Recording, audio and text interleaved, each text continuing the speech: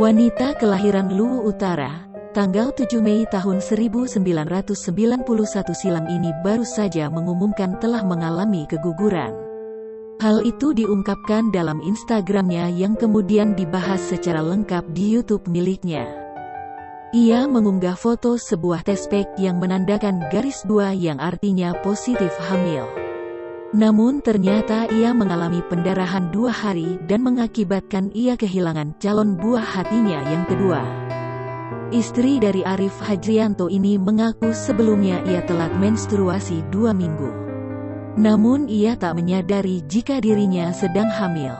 Hingga kemudian ia mencoba melakukan tes kehamilan dan muncul garis 2. Namun setelahnya ia mengalami pendarahan. Saat Evi memeriksakan diri ke klinik terdekat, dokter menyebut kehamilan Evi yang kedua itu lemah sehingga tak bisa bertahan. Evi juga menceritakan sebelum menyadari dirinya hamil, ia sempat melakukan hal-hal yang membahayakan kandungan. Ia sempat bermain bersama anak pertamanya dan main kuda-kudaan bersama putrinya sambil loncat-loncat. Saat itu ia memang mengaku merasa sakit di bagian perut hingga tak bisa tidur semalaman.